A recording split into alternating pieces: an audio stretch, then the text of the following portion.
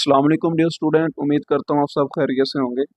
आज के इस वीडियो के अंदर हम डिस्कस करेंगे 9th class math chapter number 4 exercise 4.4। तो बच्चे प्रीवियस लेक्चर के अंदर हमने पहले दो क्वेश्चन को डिस्कस किया था, तो इंशाल्लाह बाकी अब जितने भी क्वेश्चन रह गए इस वीडियो के अंदर डिस्कस करेंगे। लेकिन उससे पहले बच्चे आप लोगों से छोटी सी रिक्वेस्ट है कि जो बच्चा इस चैनल पर न्यू है इस चैनल को सब्सक्राइब करे, जितना हो सके बच्चे शेयर करें और फीडबैक जरूर दिया करें।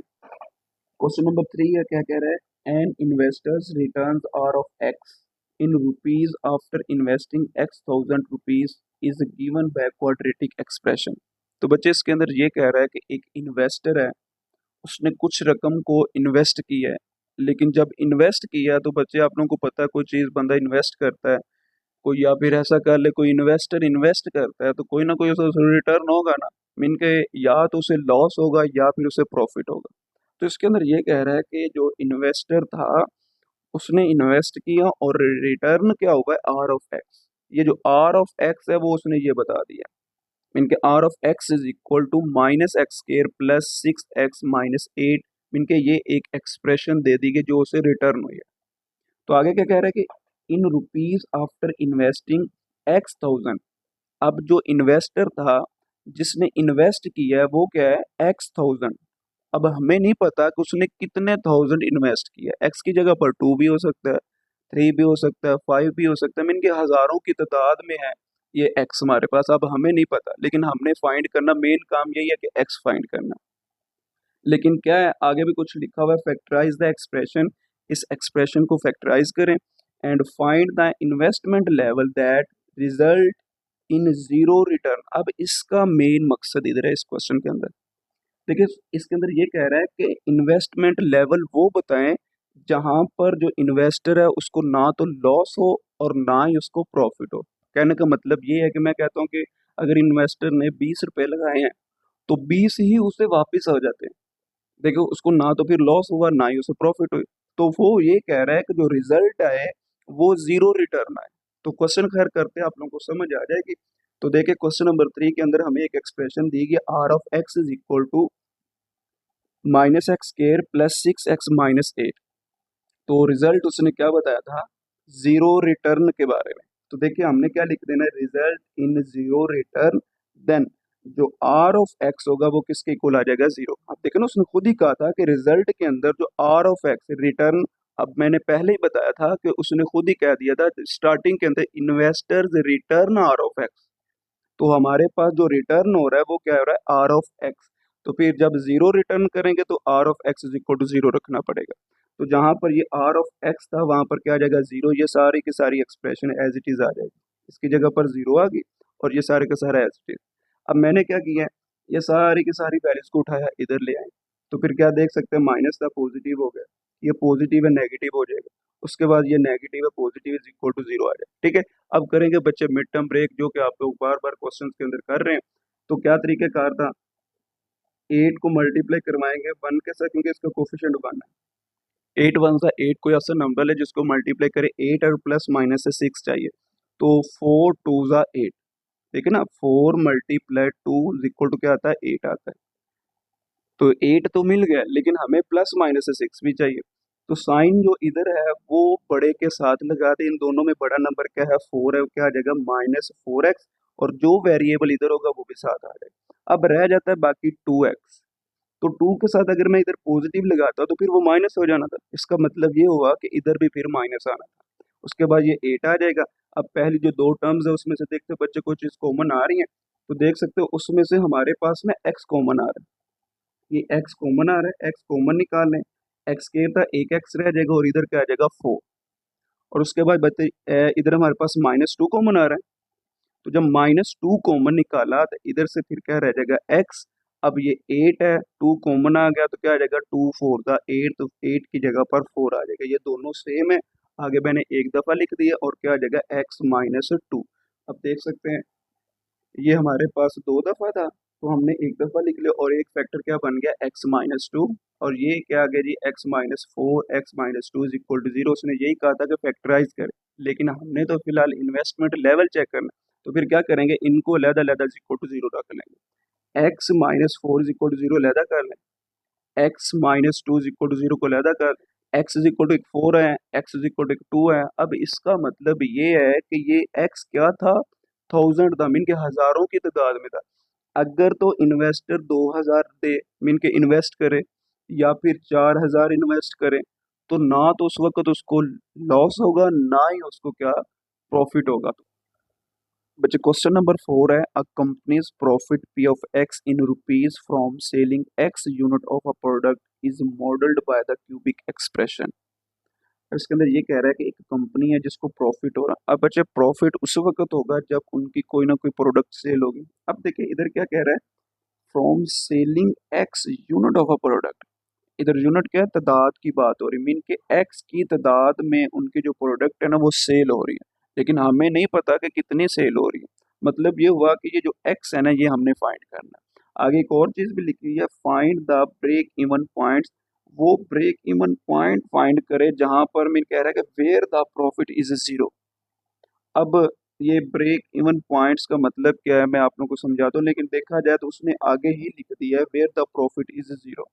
लाइक मैं कहता हूँ कि अगर जो कंपनी है उसकी जो प्रोडक्ट है वो 10 सेल हो जाती हैं, तो इज इक्वल टू अगर हम जीरो रख देते हैं, तो इस जीरो का मतलब ये था ना प्रॉफिट इज जीरो, ये जीरो की इक्वल इसलिए मैंने रखा है। अब ये जो 10 होगा ना, इस 10 को नाम हम देंगे ब्रेक इवन पॉइंट्स का। बस क्वेश्चन अगर सिंपल वे के अंदर देखा जाए तो आप लोगों ने क्या करना है, प्रॉफिट इज जीरो मीन के ब्रेक इवन पॉइंट्स फाइंड करने हैं, जहां पर उसकी प्रॉफिट क्या हो जीरो। मीन के पी ऑफ एक्स को हमने बच्चे क्या करना है, इज इक्वल टू जीरो रख लेना, क्योंकि पी ऑफ एक्स ही उसकी क्या है, प्रॉफिट है, ये पहले ही उसने बता दिया। अब आप क्वेश्चन की तरफ आए, क्वेश्चन नंबर 4 जो उसकी क्यूबिक एक्सप्रेशन दी गई वो बच्चे ये है। अब आप लोगों ने पहले ही लिख लेना है कि the breaking point is the point where profit is zero. अब प्रॉफिट जीरो हो गया तो फिर क्या होगा, P of X is equal to zero. अब ये P of X is equal to zero मैंने पुट कर दिया, इधर जीरो लिख दिया, इधर भी लिख दिया तो कोई फर्क नहीं पड़ना था, तो इसकी जगह पर मैंने जीरो लिख दिया और ये सारी की सारी जो एक्सप्रेशन है ये इधर आ जाएगी।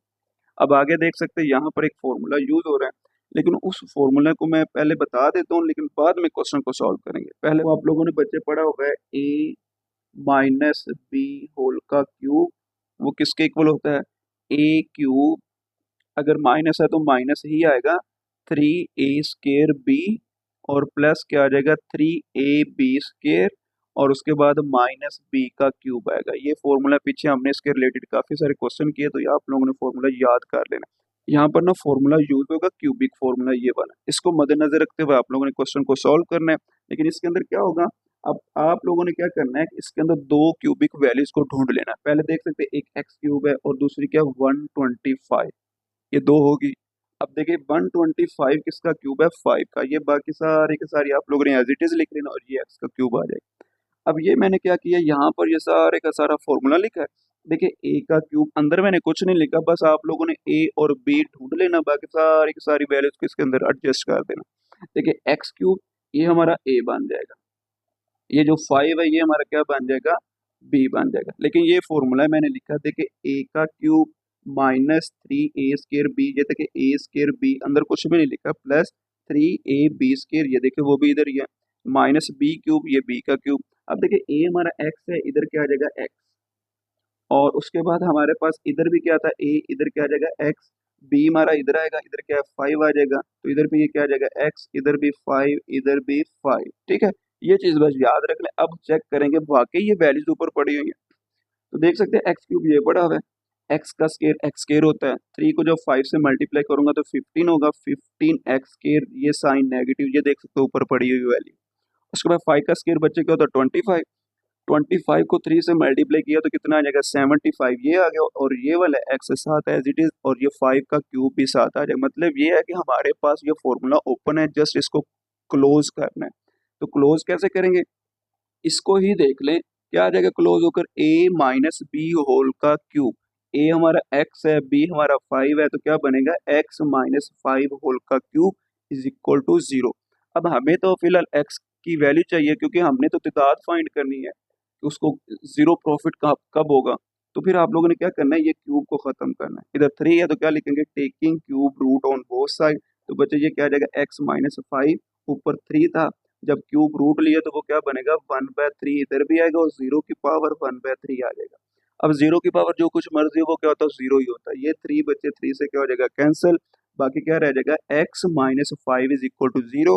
अब हमें तो तादाद चाहिए प्रोडक्ट की, हमारे पास जो x minus five is equal to zero, यहाँ से नेगेटिव जो हमारे पास फाइव है इधर आकर क्या हो जाएगा, पॉजिटिव। तो ये हमारा x is equal to five answer आ जाएगा। मतलब ये हुआ कि हमारे पास जो फाइव है ये हमारे पास क्या है, इवन ब्रेक पॉइंट है, जहां पर उसको प्रॉफिट है जीरो होगा।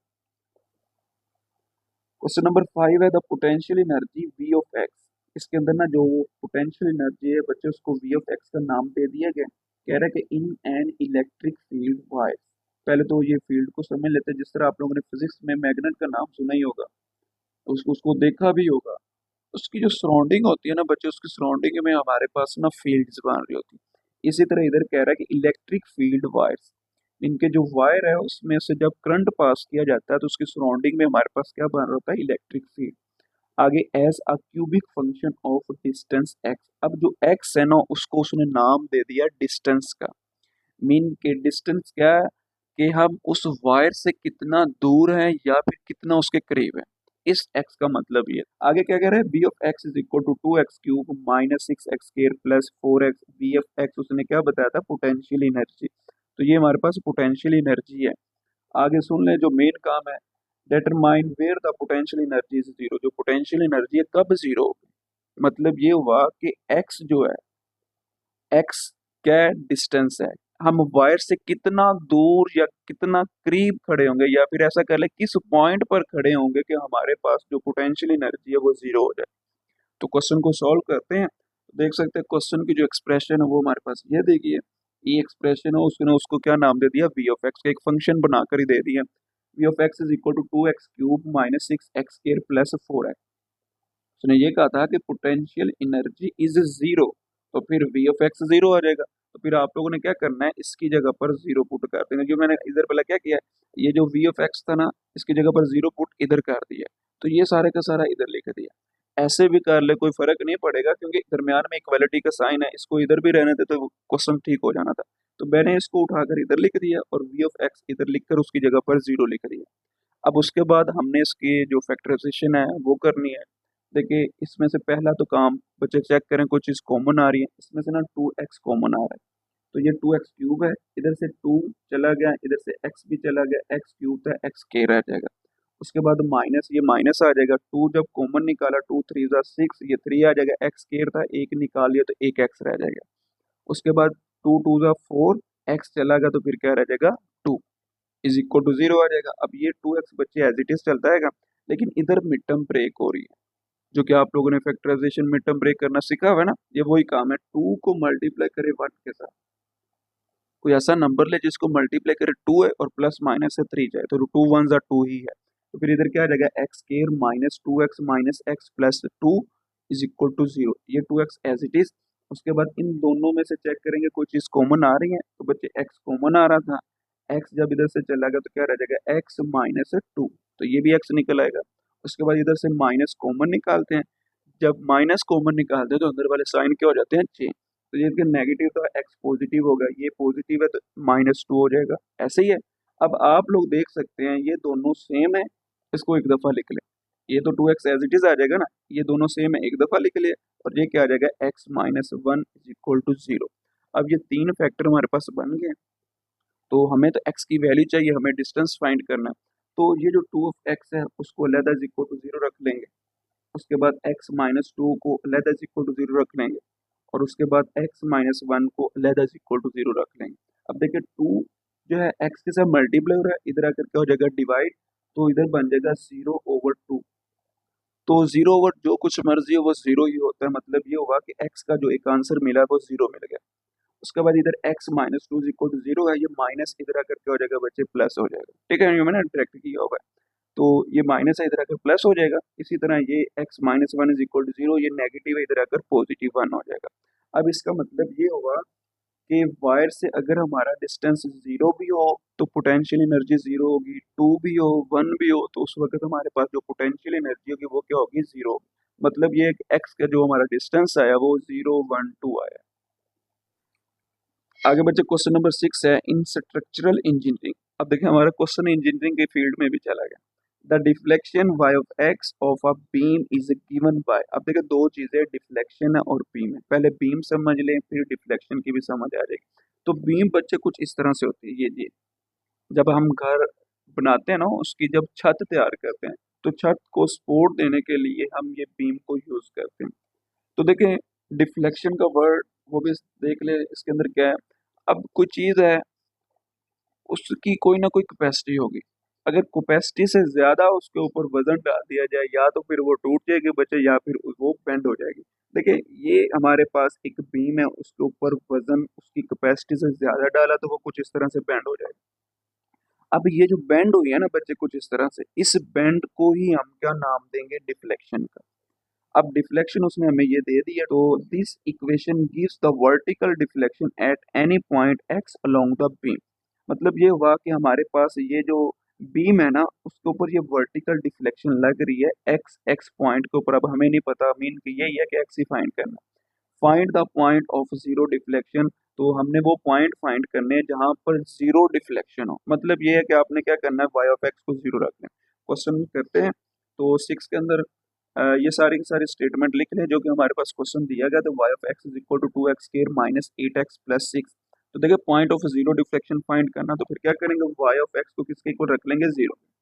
तो ये सारे का सारा मैंने इधर लिख दिया और वाई ऑफ एक्स इधर था, उसकी जगह पर जीरो आ जाएगा क्योंकि इक्वलिटी का साइन कोई फर्क नहीं पड़ता। ऐसा देखा जाए तो इधर भी मिड टर्म ब्रेक हो रही थी, तो मैंने क्या किया, इसमें से 2 को कॉमन ले लिया, फिर मिड टर्म ब्रेक जो है वो इजी हो जाएगी। तो 2 को जब कॉमन लिया तो इधर क्या रह जाएगा, एक्स के 8 था, इधर फिर 4 रह जाएगा, 2 4 का 8, ठीक है ना। इधर 8 था, 2 के टेबल पर आ रहा है, इधर फिर क्या आ जाएगा 4 और साथ एक्स था, एक्स आ जाएगा।